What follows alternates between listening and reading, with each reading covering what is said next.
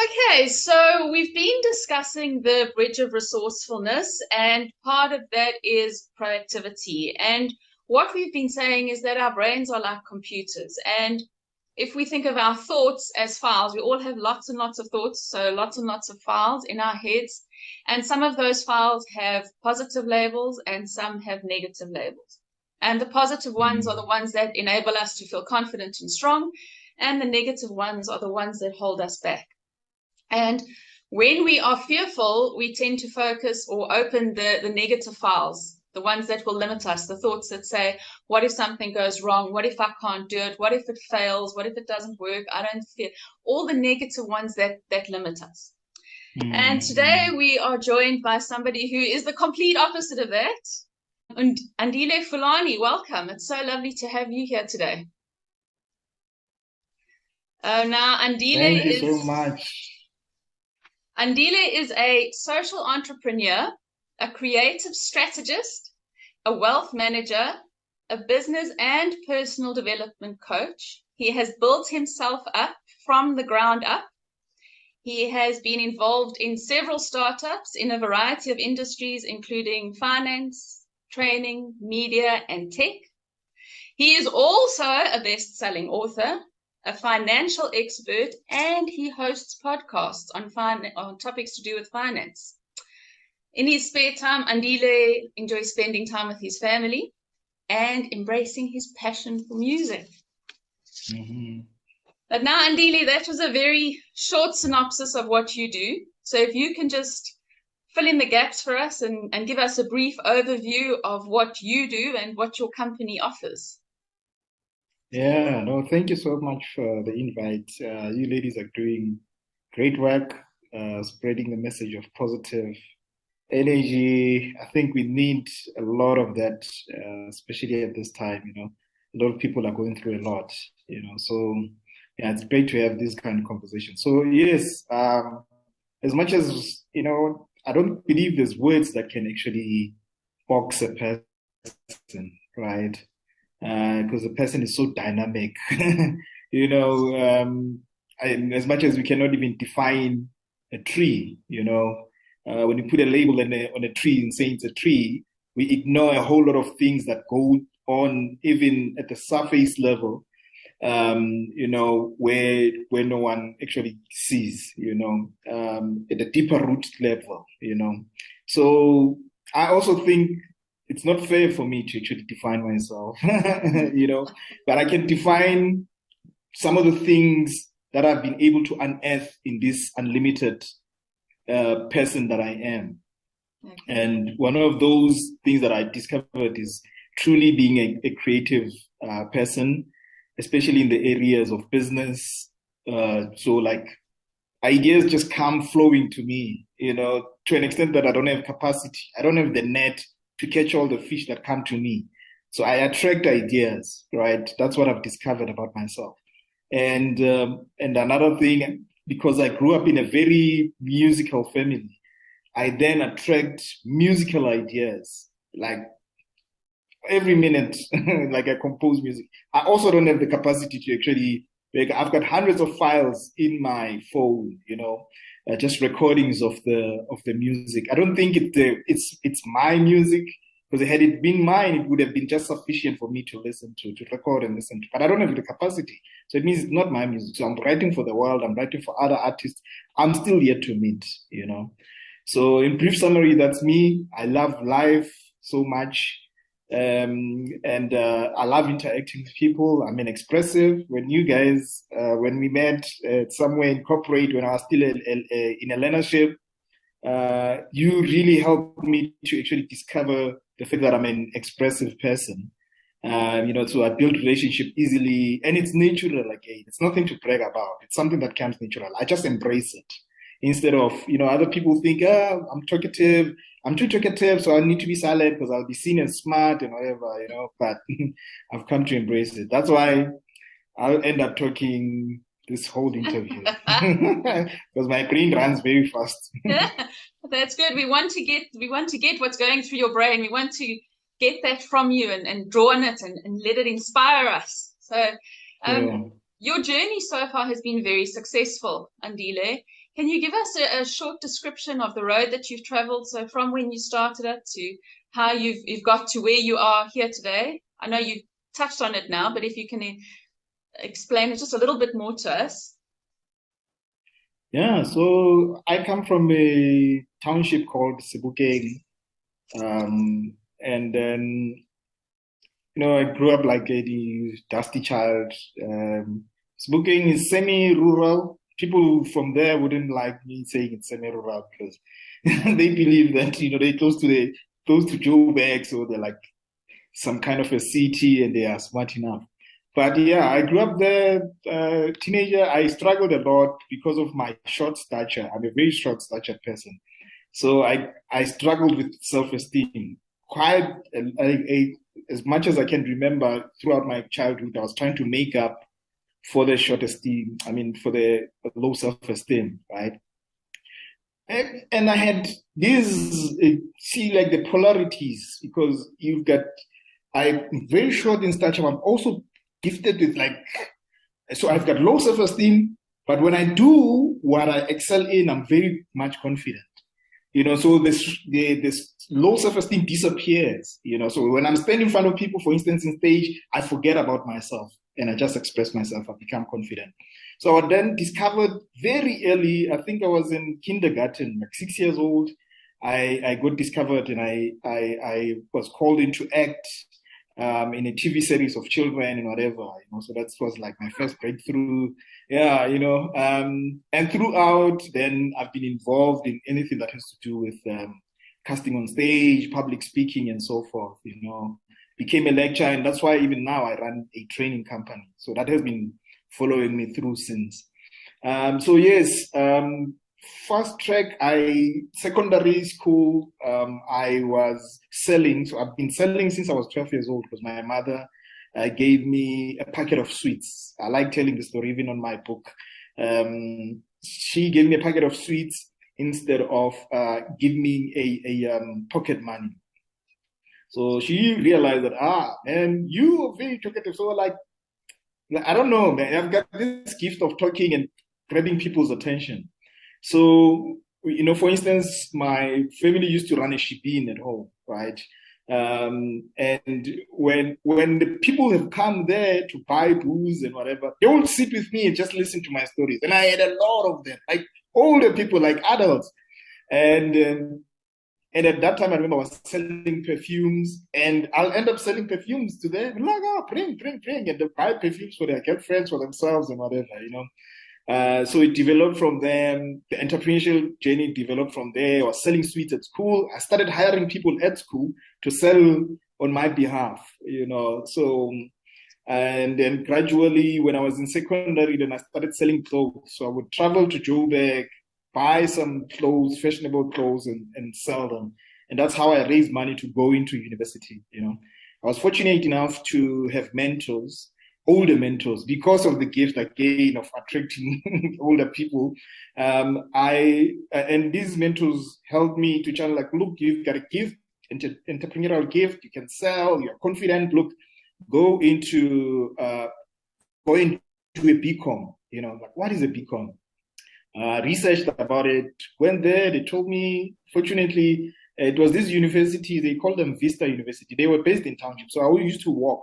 Although it was a long distance, about 10 kilometers, to and 10 kilometers coming back, so that's the distance I used to travel to university. But nonetheless, it's a good struggle. I used to sing my way all the way to university, and I good supporting structure in terms of friends and so forth. And did my BCom there then. And on my last year, just to summarize, on my last year, I actually learned about stockbroking. So I wanted to get into the space of wealth. I learned about stockbroking and I've been researching. One day, I was also introduced to talk radio at that, those prime ages.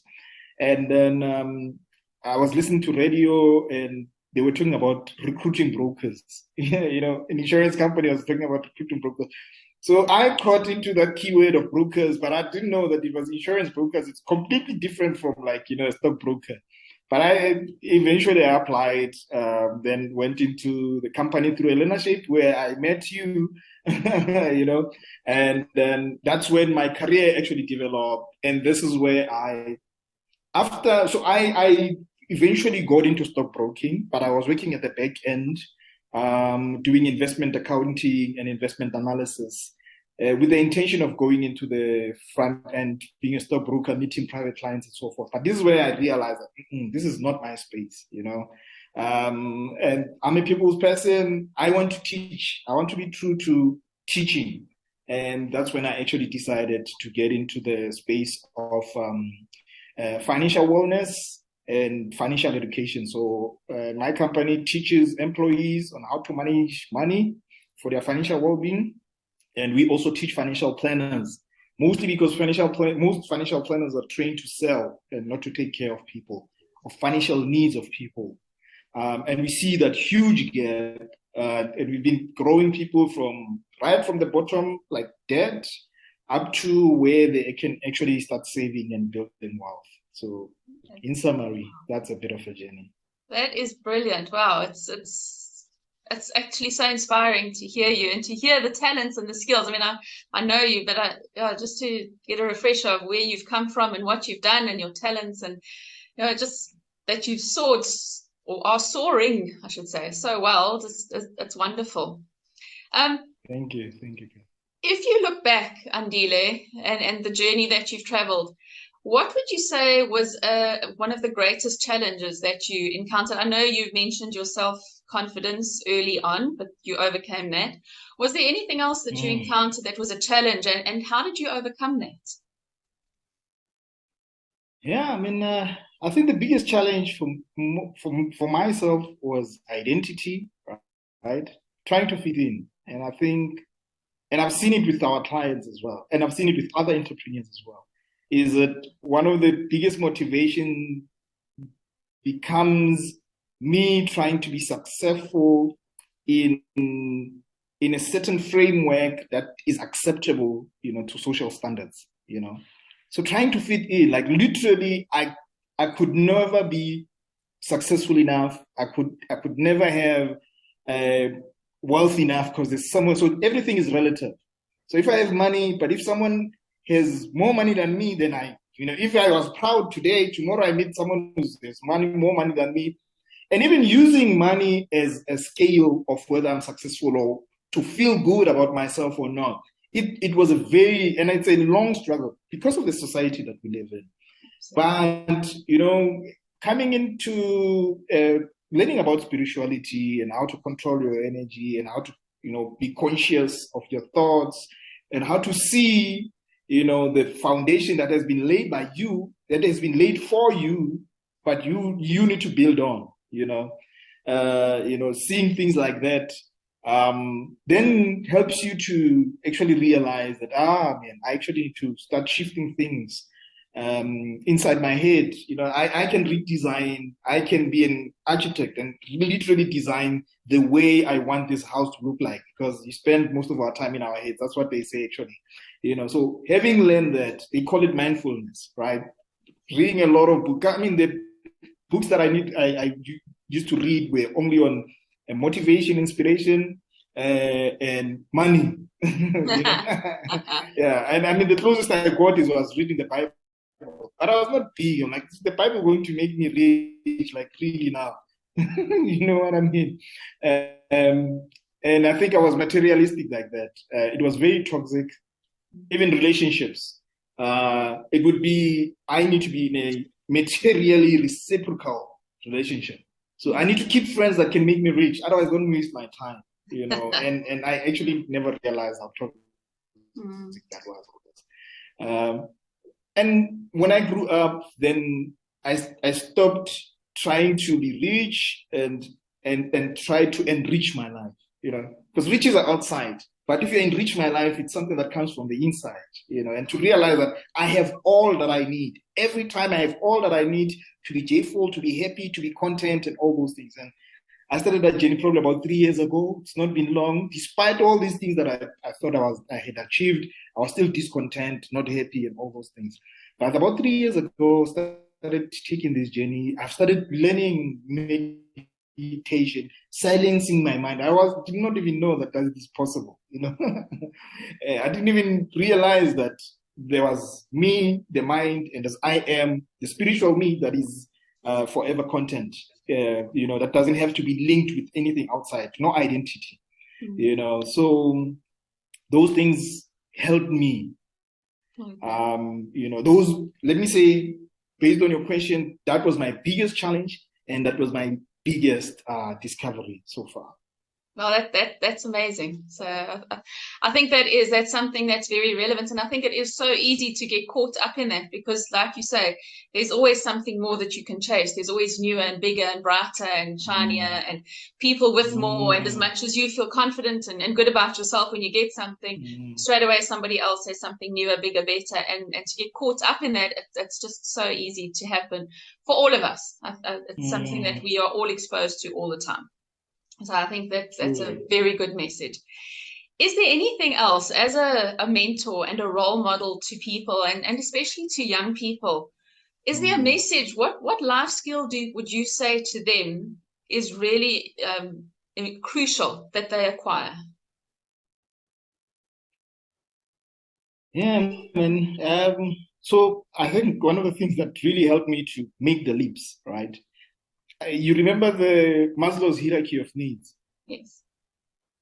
Right? Yes. It says yes, the pyramid, and I hope most of the people viewing this would know the pyramid. If you don't know it, go and Google Maslow's hierarchy of needs. But that tells you that, we have basic needs right at the bottom, and then self-esteem needs around relationships and whatever, and then we've got self-actualization needs, right? But it's a system, right? And a lot in the world is a system.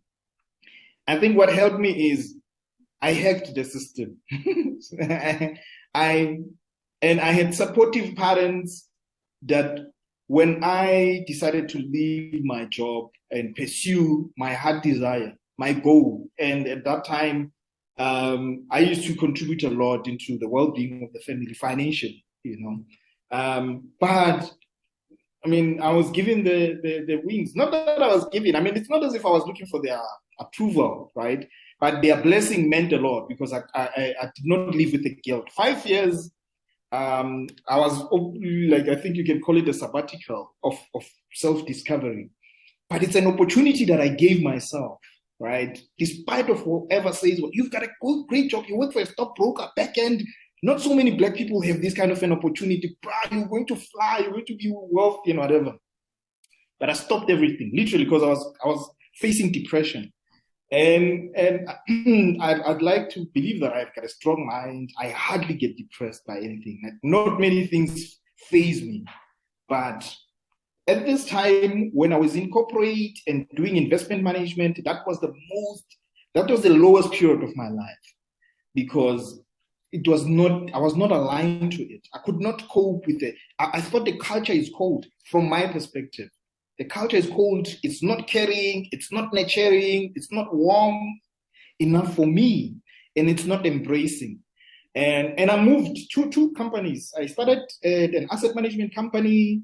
And I moved from there. I went to a direct stockbroker and same environment, Then I realized, no, man, probably the environment is not the problem, but I am the problem. I'm misplaced, And by giving myself that opportunity to discover myself for these 7 years, I shut down everything. I hardly listened to radio. I was hardly on the internet. I did not have any TV. I sold everything because at that time, I thought, I had arrived. I had a nice car, a bike, a house in a suburb. I was 26. I thought I had arrived. But I let go of all those things and took 5 years of a sabbatical of self-discovery. So I think a lot of people are in survival mode, especially young people. They are in survival mode. Like they just need to do what they have to do to survive. And they hardly give themselves the opportunity to be resourceful with what they have and build if they need to build from scratch. Build from scratch, especially building themselves, right? Building you, especially building you, discovering you. What do you love? not what can give me food, Yes. because I mean, our stomach doesn't define us, as much as it's something that is essential, it doesn't define us. So I went straight to the self-actualization, sacrificed food, sacrificed shelter. I used to live in a small room that was the size of my bathroom in the nice suburb house, right? I went from that big house to a small room, sold everything, and had that time for myself for 5 years. And that was the building block for everything that I actually built afterwards. And it was much simpler because I was not phased easily. So I would say to any young person who's listening, really give yourself the opportunity to succeed. Give yourself the chance. Because no one is going to give you the chance, the opportunity. You need to hand it over to yourself. And yes, and if we can't, so if you can't take all that time out, like you said, just completely withdraw, but make sure, even if it's just every day, even if you carry on with your normal life, but every day just stop and assess and say, is this what I want? Am I happy with this? And shift that focus from what you were saying. I think what you were saying earlier, where we focus so much on the outside and what the world thinks of us and what the world expects of us and what the world's telling us to actually stop and say, no, but what do I want? And to move away from the focus of I'm not good enough to actually I am good enough, and having that faith in ourselves and focusing on that proactivity and saying, what is it that I want to achieve in my life and how can I do it? And changing our mindset to looking at it from that perspective. And I think that would sort of be in line with what you've just said. Am I correct? Yes. No, quite correct. I guess it depends on how deep the damage is, right? Because I know people who could not just live life and have time to read books and have a bit of time of doing this and have a bit of time, and they had to make a serious shift in their lives. And there's always that opportunity, but it's clouded by comfort, right? And it's clouded by fear as well. Yeah, what if I do this? And so those major shifts in our life demand that we really shift consciously. And sometimes it's a shift of environment. Sometimes it's a shift, letting go of certain things, letting go of certain habits. It's a serious shift, And until that drastic shift happens, nothing is going to change. Or maybe something is going to change, but oh, sorry. I'm losing you. Discouraged because it's not changing fast enough. Absolutely. Significant. I always have phases and periods of shifts that I'm making. For instance, I had to let go of a lot of religious dogma that I had learned my entire life from childhood. Yes. It was scary. Okay. That can absolutely. Sorry, Andile, your picture's frozen. Can you still hear me? Hello? Oh, there we go. Okay. Oh, I lost you for a second there. Yes. Okay. Apologies for that. Yeah. So I was saying the religious shift that I had to make, although it was not a physical shift, but it was a place of comfort because that's how I grew up. And I had to make a serious shift, disconnect myself from certain relationships, stop doing certain things. It was extremely uncomfortable. It was fearful. It was fearful. And I had a lot of critique from people who had known me for the rest of my life saying, hey, man, now you are head of the family. What are you going to teach your children and all those things, That is a place of comfort. I said, I'll teach them as I learn, But change does. We fear change because it's what we don't know. So we very often stick with situations, even if we're unhappy with them, because we fear the unknown. And that straight away is taking us away from what we've been discussing, the resourcefulness, which says to us, but I can deal with the change and I can deal with the unknown. I have to have that faith in myself and belief that I will be able to manage it. And speaking of that, and speaking of change and unexpected, the last 3 years have just been a particularly challenging time for everybody. How did you, what enabled you to get through them?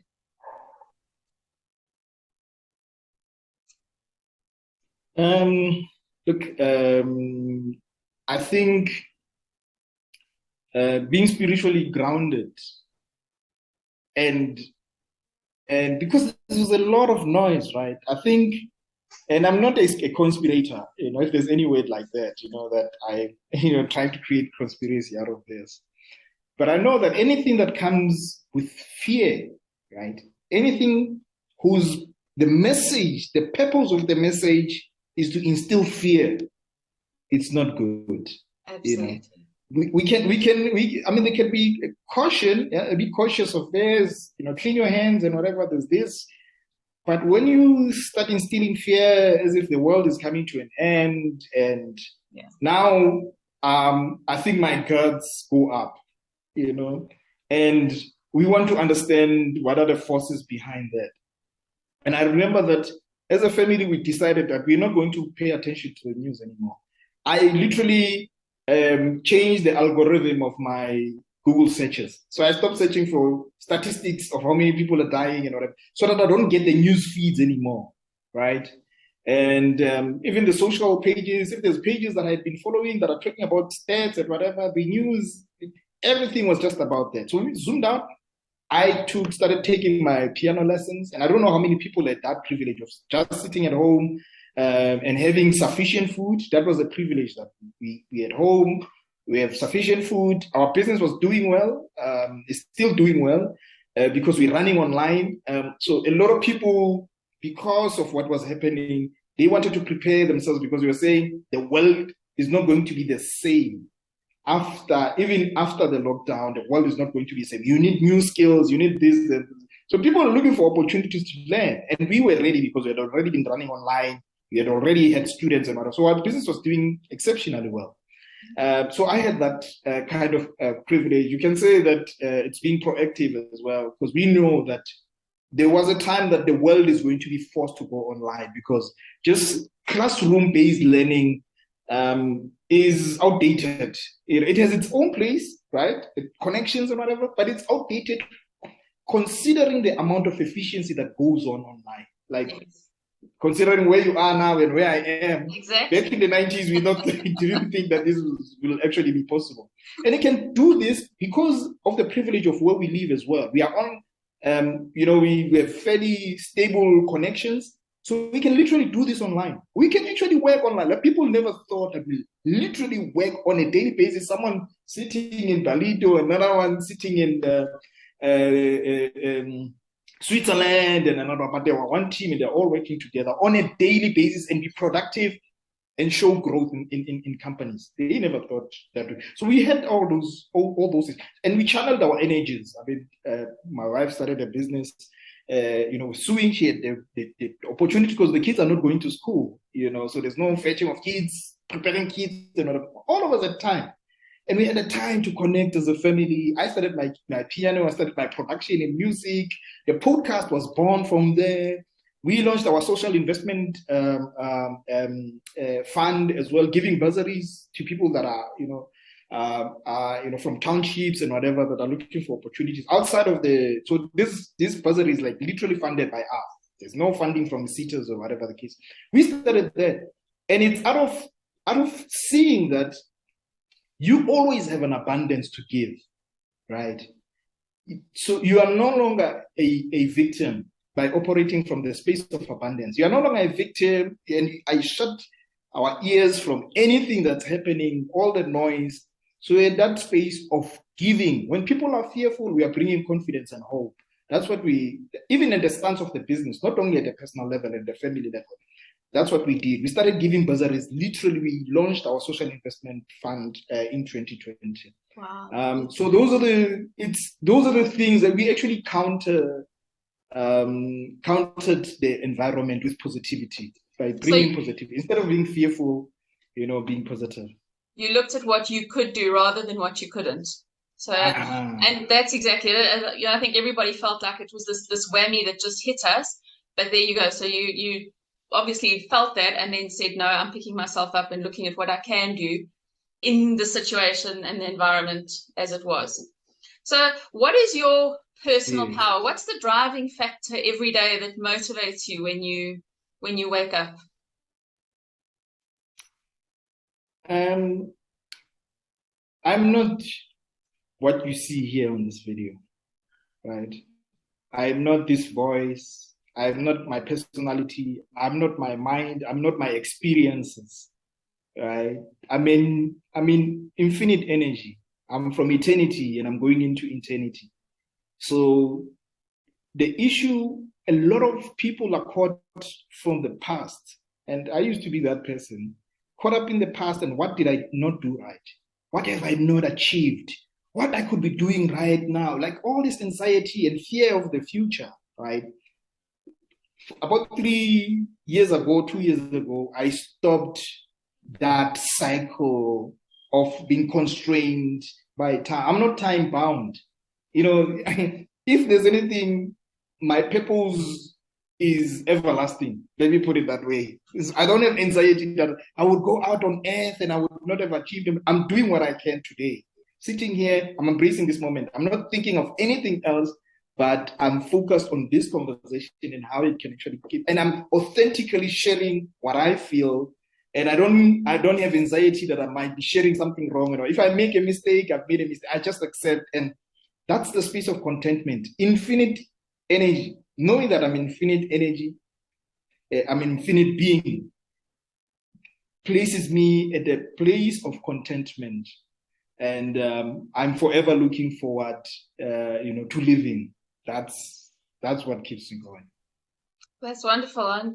And I was going to ask you why so many businesses there. I mean, if you think about it, there are so many businesses out there that have tried and have failed, but yours is succeeding. But I think we can see why. Just your passion and your energy and your focus and your attitude to everything, your can do, and the fact that you are so aware and you're not letting the fear get you, and you've broken that cycle of being in that fear cycle, and you've actually said, no, I can, and I'm going to, and I will. So, Andile, thank you. To say this chat has been inspirational, I think doesn't even cover it. It's just been absolutely incredible to speak to somebody who has practically applied the concepts of resourcefulness and proactivity and is such a success with it. It's been absolutely amazing. Thank you so much. And showing us that, circumstances aren't always ideal. So many of us sit back and think, well, when the circumstances are ideal, then I will. When this happens, then I will. And to see that, and somebody who's saying, which we've been discussing, is circumstances in life generally aren't ideal. But the ability to address them and take them and say, well, this is what I have to work with, and I'm going to work with that and make the most of it. And use that positive attitude to achieve and mindset to achieve success is absolutely brilliant. So, and I would say I wish you success, but I know it's going to happen for you. I know it is happening for you, and I know you are going to go from strength to strength to strength to strength. So just keep on inspiring and motivating and doing what you do, and enjoy every success. And thank you so much. It has been such a pleasure to chat to you now. And all the best. Thank you very much. Thank you. Thank you so much, Cara. Thank you.